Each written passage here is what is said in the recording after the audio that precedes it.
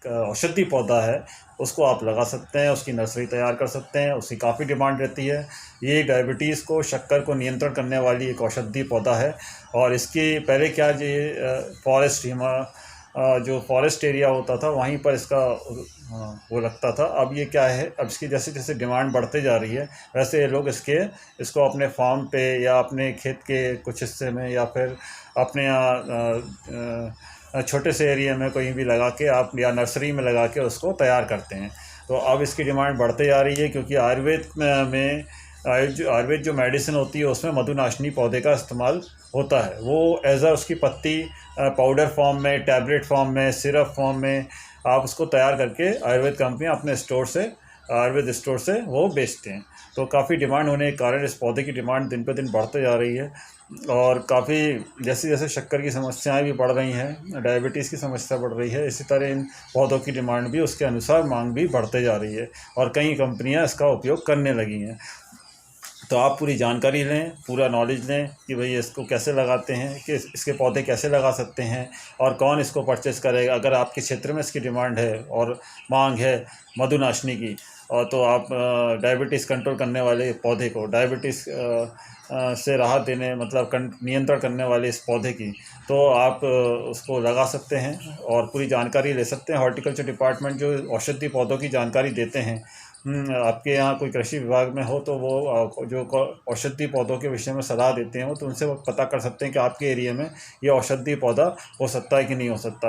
और इसको अगर हम लगाते हैं तो कौन खरीदेगा, कोई संस्था या ऑर्गेनाइजेशन या कंपनी कोई ख़रीद रही है तो आप पता करें कि कौन सी कंपनी खरीद रही है, या आपके यहाँ कोई खेती कर रहा है इसकी, या कोई इसका खेत पे लगाता है तो आप पता करें। आप कुछ एक हिस्से में ट्रायल के तौर पे लगा के इसको बेच के देखें, अगर ये बिकता है तो ही लगाएं, नहीं तो नहीं लगाएं। अन्यथा आप जो परंपरा से चली आ रही है खेती, गेहूँ, धान और चावल, धान और जो भी आपके यहाँ सोया जो भी चली आ रही है वही खेती करें जो परंपरा से पहले से चली आ रही है। और अगर आप एडवांस फार्मिंग औषधि खेती की औषधि पौधों को लगाने की सोच रहे हैं तो आप इस विषय में सोच सकते हैं। मधुनाशनी एक अच्छा पौधा है और जिसको बहुत सारी कंपनी खरीदती है। अगर आपके क्षेत्र में इसकी मांग है तो ही आप लगाएं और कुछ थोड़े से हिस्से में लगा के देखें कि इसका क्या उपयोग है, पूरी जानकारी लें।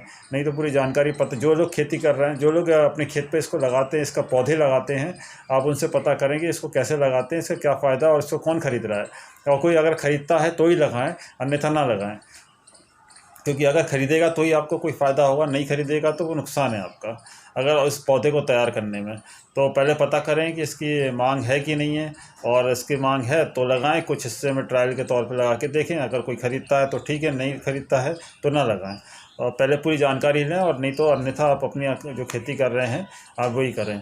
और अगर आपके यहाँ जैसे नर्सरी है, नर्सरी भी तैयार करते हैं लोग, औषधि पौधों की नर्सरी, तो वो लोग भी लगा के देखते हैं। अगर आप नर्सरी लगाते हैं, नर्सरी तैयार कर रहे हैं, औषधि पौधों की नर्सरी तैयार कर रहे हैं, तो आप उसमें भी अपने इस पौधे को शामिल कर सकते हैं, मधुनाशनी पौधे को, और इसका डेमो दे सकते हैं, इसके फ़ायदे बता सकते हैं। अगर मांग बढ़ती है तो आप इसको बड़े दायरे में लगा के और इसको कंपनी को बेच सकते हैं, क्योंकि काफ़ी महंगा बिकता है। इसका पाउडर बहुत महंगा बिकता है, इसकी टैबलेट बहुत महंगी आती है, बहुत कॉस्टली होती हैं, और इसका सिरप में मतलब सभी तो आयुर्वेद में कई जगह इसका उपयोग होता है। आप पता कर लें पहले पूरे आयुर्वेद में इसका इस्तेमाल होता है कि नहीं होता। और जितनी मुझे जानकारी है कि इसका होता है, तो मैंने आपको बता रहा हूँ। आप अपने हिसाब से अपनी जानकारी लें, पूरी अपनी तरफ से संतुष्ट हों, अपनी तरफ से सेटिस्फाइड हों कि हाँ इसका उपयोग होता है या इसका कोई फ़ायदा है, और ये कहाँ मिलता है, इस पौधे का बीज कहाँ मिलता है, इस पौधे को इसका प्लांट कैसे लगाया जाता है। और जितनी मुझे जानकारी है कि इसका मई जून में लगाते हैं पौधा, और फरवरी मार्च में इस पौधे की पत्तियों को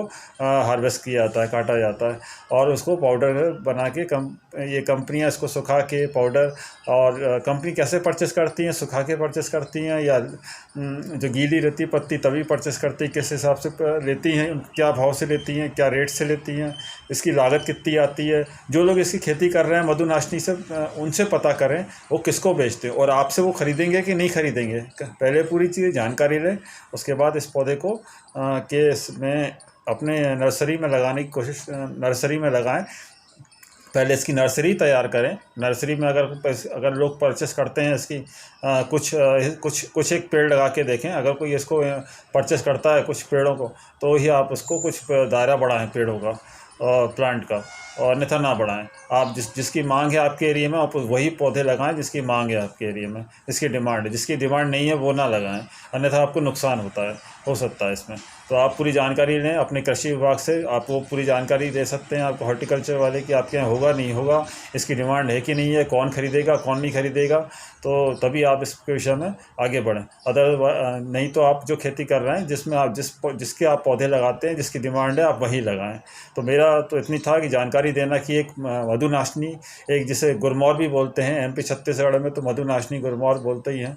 आप वो पौधे आप जो कि शक्कर को, डायबिटीज़ को कंट्रोल करने के लिए उपयोग होता है, उसके विषय में जानकारी देना था। और तो मैं आपको उसी विषय में जानकारी दी है। आप आगे आप जानकारी आप लेने के लिए फ्री हैं। आप कहीं भी जानकारी इसकी पता कर सकते हैं कि इसका होता है कि नहीं होता। तो मेरी जानकारी आपको अच्छी लगी हो तो आप चैनल को लाइक कीजिए, सब्सक्राइब कीजिए। धन्यवाद।